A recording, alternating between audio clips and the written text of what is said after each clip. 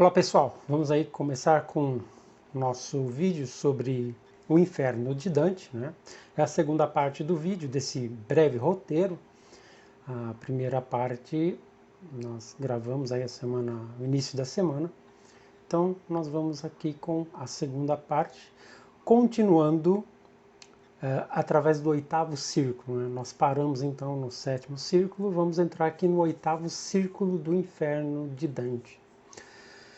Bom, estamos no oitavo círculo, né? O círculo é também chamado de Malebolge. Então, o Malebolge é o nome do oitavo círculo, é o círculo das Bolgias, né? Que seriam fossas, bolsas, né? Seria um lugar de muito ruído, confusão.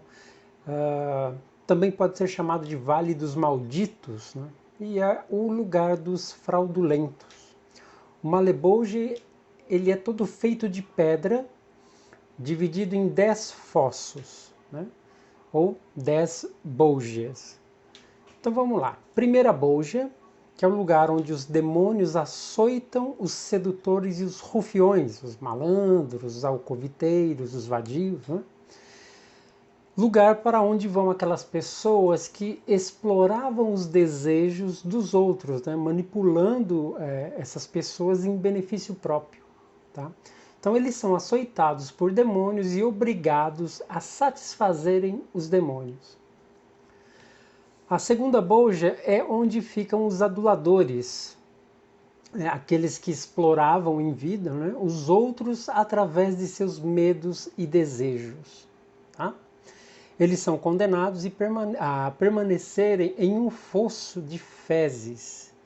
Em vida, eles usaram da linguagem, né, a linguagem fraudulenta, usando de raciocínios falsos para destruir a comunicação da verdade.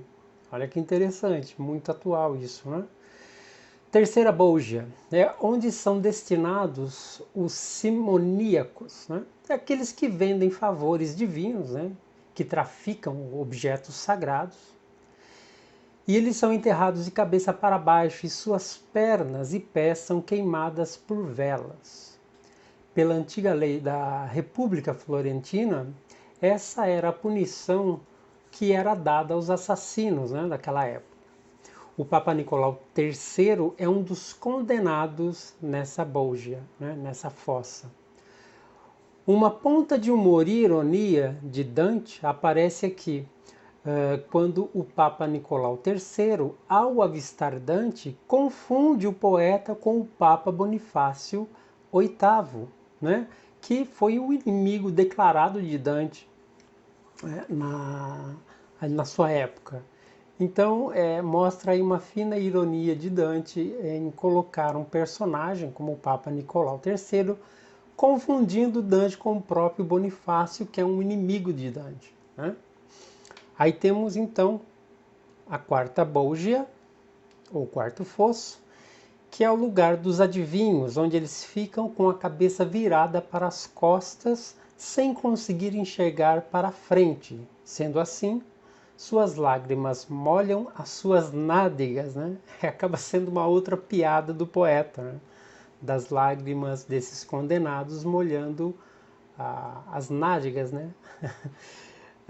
Então, mostra o que? A prepotência daqueles que acreditam ou acreditavam ter posse do futuro, só que o futuro ele só pertence a Deus, né?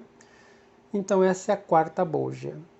A quinta bolgia, aqui nós encontramos os corruptos que são mergulhados em um lago de piche fervente, né? São aqueles que usaram de muita corrupção durante a vida aqui na Terra, né? E lá eles, além de estarem mergulhados, né, nesse lago de piche fervente, aqueles que tentam colocar a cabeça para fora acabam sendo torturados por demônios, cujos nomes são Malacoda, que é malvada cauda, que é uma espécie de líder dos demônios. Depois tem o Calcabrina, né, pisa-neve, seria mais ou menos isso a tradução. Depois tem o Alitino, que é asa baixa. Cagnazo, focinho de cão. Barbaritia, que seria barba crespa. Tem o Libicoco, né, que é o libiano. Tem também o Dragignaso, que seria o dragão feio. Graphiacane, é o esfola-cães. Siriato, o porcalhão. Farfarello, o duende. Rubicante, o vermelhaço. E o Scarmiglione, que é o cabelo bagunçado. Então, até nos nomes dos demônios, né, que o Dante coloca aqui, tem aí um pouco do humor do Dante, né? Bom, então esses demônios, eles se encontram na Quinta Bolgia, né, no lugar dos corruptos. E interessante que acaba havendo um diálogo entre um desses demônios, né, o Malacoda, que seria uma espécie de líder deles, que acaba explicando para Virgílio que a ponte que liga o quinto fosso ao sexto fosso acabou desmoronando quando Jesus morreu. Por isso Virgílio e Dante vão para o outro caminho para chegar lá no sexto fosso. Né?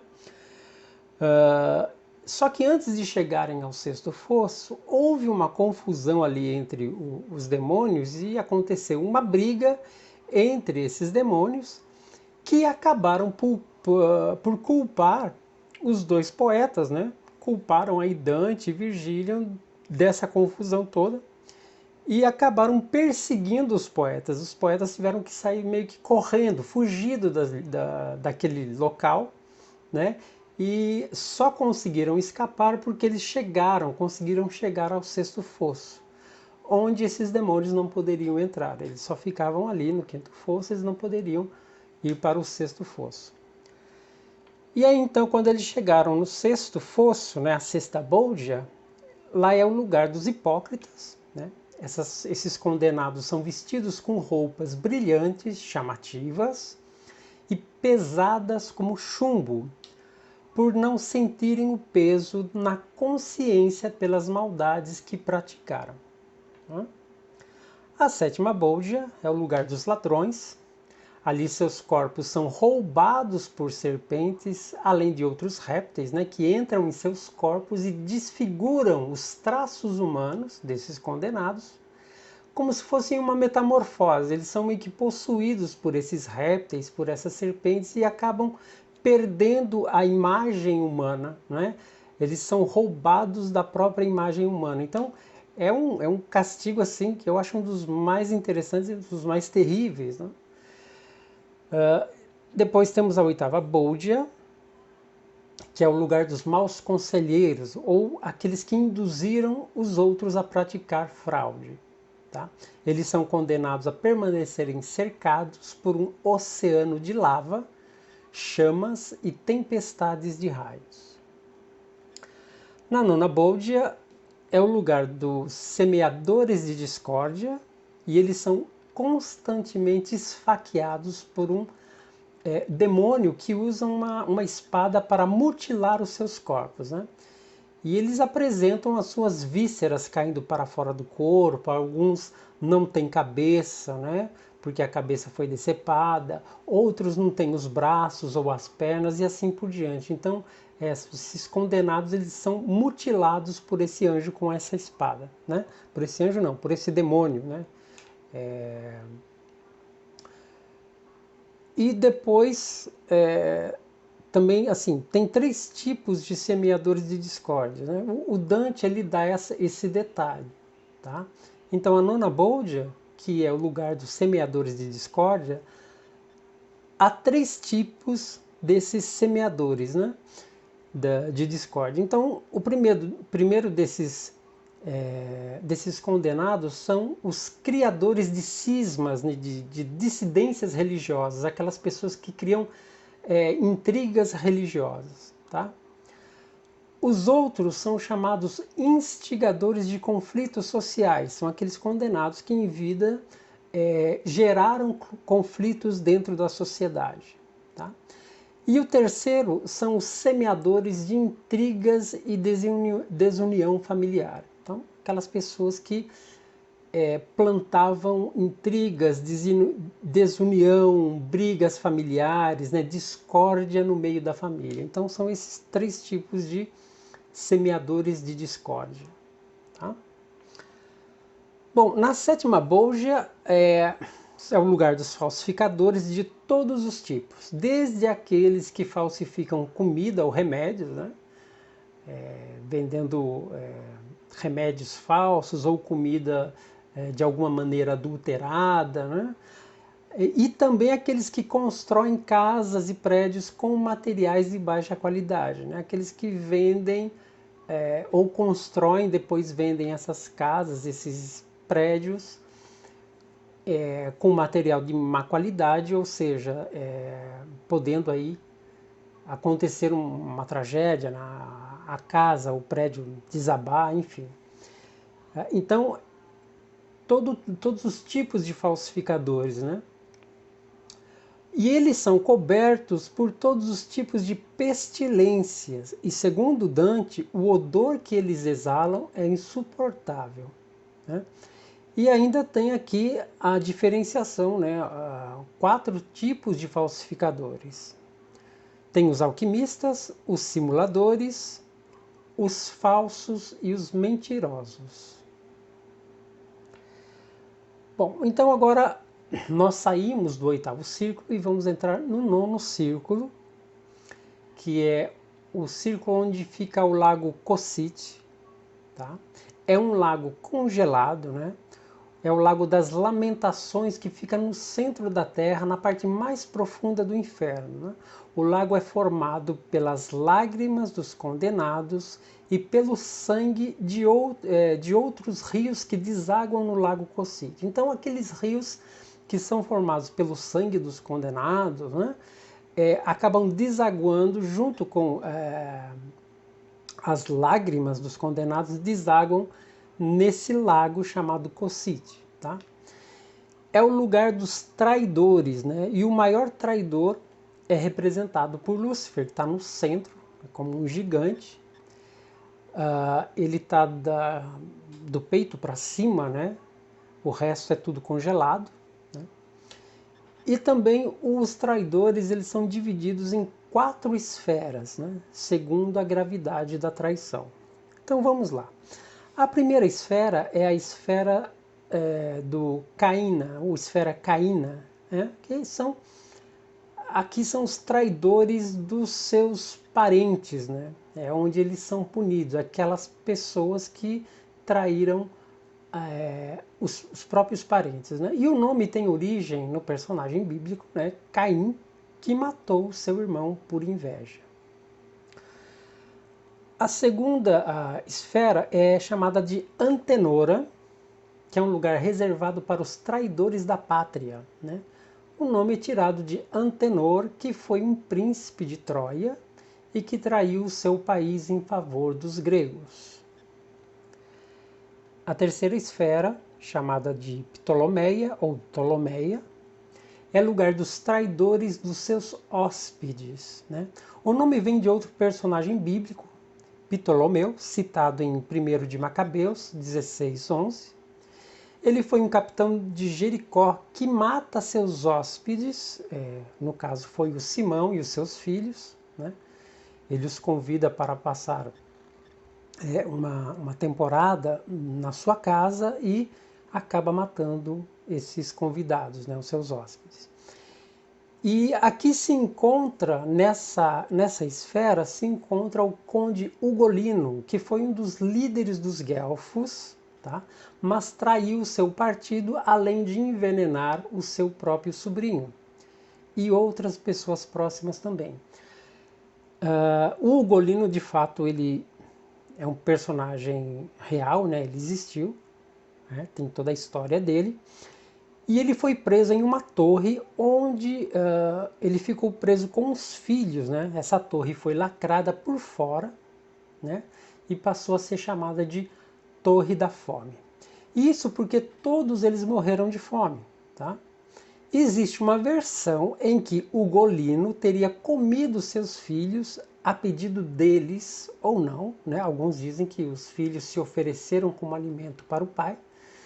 Uma outra versão diz que não, que Ugolino, no desespero, acabou devorando os próprios filhos, né? Mediante o sofrimento causado pela fome.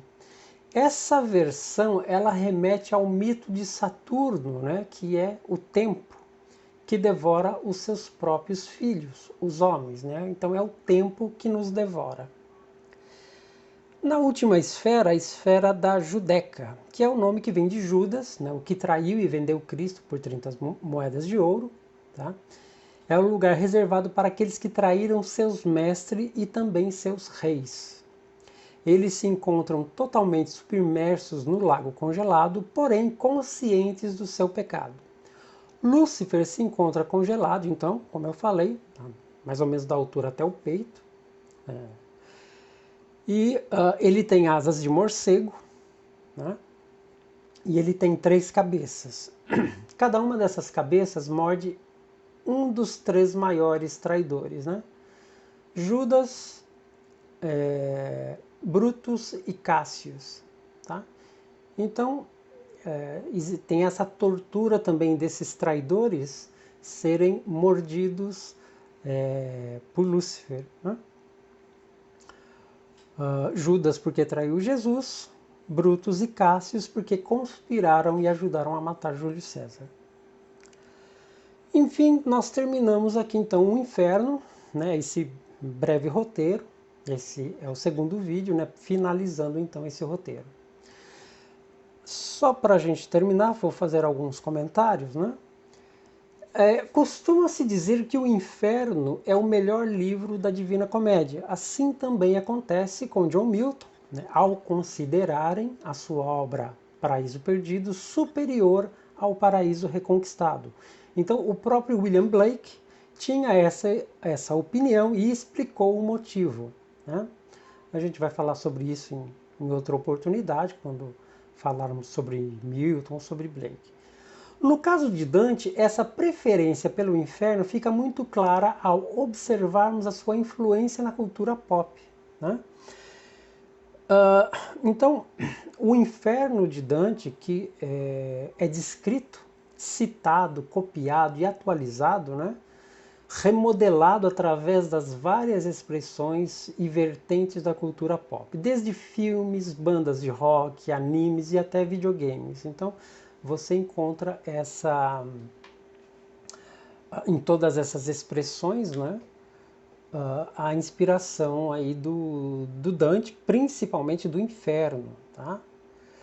Então, no desenho animado, Os Cavaleiros do Zodíaco, né, um dos animes japoneses mais conhecidos, né, fez muito sucesso, criou o inferno da saga de Hades, e que é a saga que inspirado no inferno de Dante. Né? Temos bandas de heavy metal como a Iced Earth, que lançou o álbum Burnt Offerings, de 1995, onde temos a música Dante's Inferno, com mais de 60 minutos. Né? E essa música ela acaba descrevendo a travessia de Dante. Tá?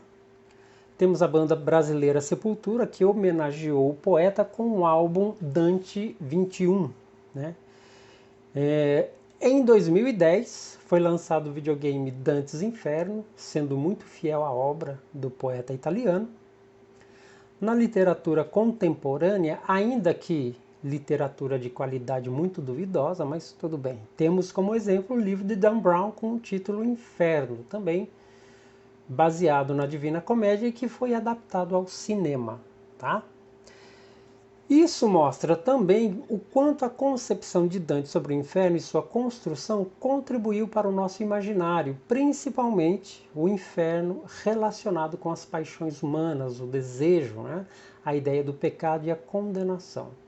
O nosso imaginário está impregnado da Divina Comédia, em especial pelo inferno.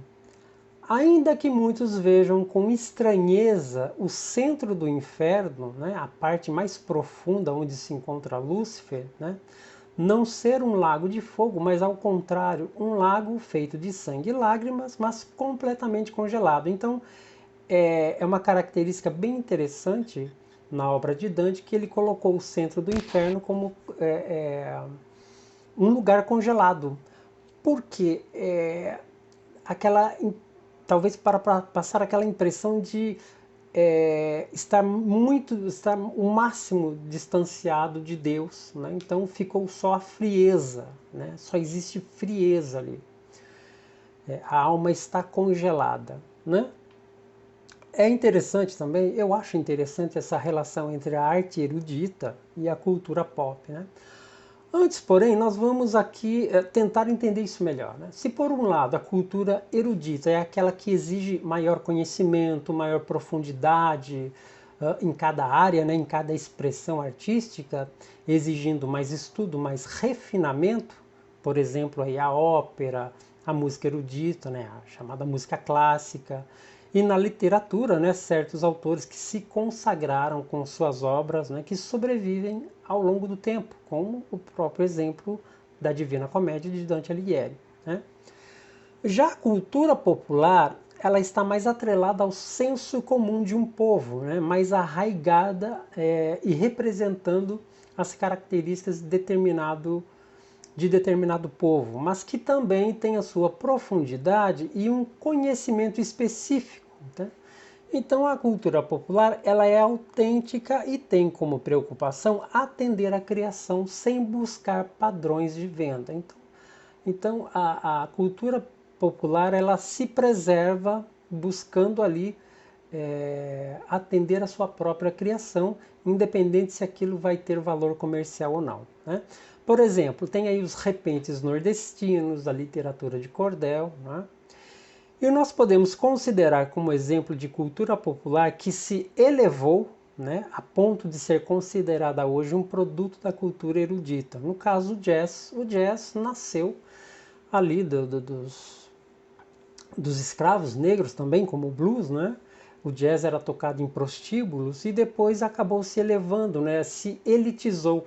Não que tenha alcançado o que faça parte da cultura erudita de fato, mas ela chegou muito próxima, ela está bem próxima ali da cultura erudita. Tá? Já a cultura de massa é mero entretenimento. Né? Então existe arte erudita, existe arte popular, mas não existe arte de massas. Tá? E a cultura de massa faz parte do processo de produção de bens e consumos, né? Seja qual for o produto, visando atingir a grande população apenas para fins comerciais de lucro, né? Fins de ganhar dinheiro, de fazer dinheiro. Né? Não necessitando assim de refinamento, não precisa ter conteúdo de fato. Né? Então, qualquer coisa que possa gerar um lucro, qualquer produto, por pior que seja, mas que possa gerar um lucro, ela acaba fazendo parte aí da cultura de massa. Né? Então ela não tem um real valor cultural, tá? No sentido de acrescentar conhecimento, tá certo?